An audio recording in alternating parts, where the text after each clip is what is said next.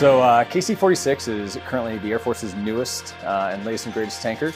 AR as a whole is one of the great capabilities of the Air Force, right? So it's what differentiates us from most of the other Air Forces all throughout the world. When having that tactical capability to put our assets downrange anywhere at any point, even if we're not necessarily geographically located there, is a huge warfighting capability and something that truly makes our Air Force great.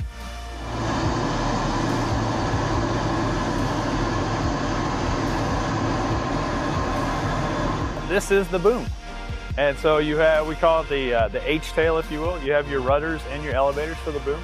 And then the entire length of it, this is what drops down and comes into the air refueling envelope.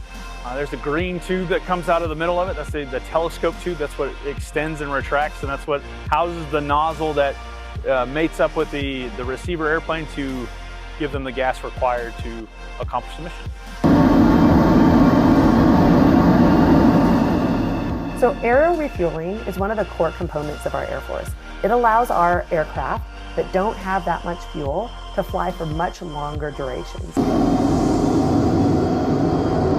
Well, as a fighter pilot and someone who appreciates the opportunities that extra gas provides me, you know, the tanker fleet is the backbone of the United States Air Force, but also the multi-services to get us to and from the fight. It's nice to have a Chevron right next door where they can pop over, refill, and continue that test mission.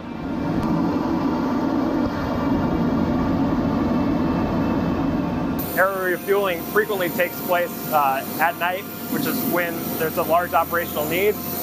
It almost always happens when there's bad weather in the area. The feeling when you're flying and you're connected to another plane and you're right in the heart of the envelope or exactly where you're supposed to be, that it feels like nothing else. It's so much fun. I feel a strong sense of responsibility that we take aircraft to the edges of the envelope and in the worst case conditions, because I want the combat Air Force pilots and multi-service pilots to be confident that if they're flying behind a tanker, that a test pilot has been there in a much worse case condition than they have been, so they can have high confidence in what they're about to do.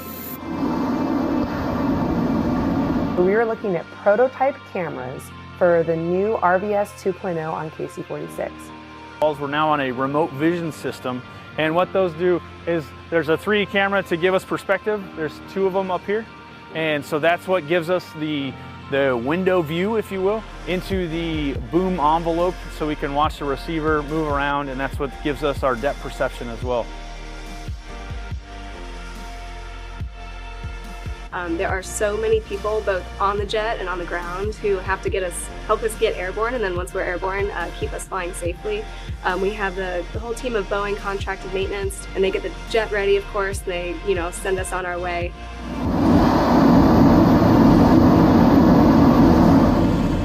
It's amazing to see that all come together and see what a big footprint it takes for an aircraft like this that's really a 3-person crew with 2 pilots and a boom operator.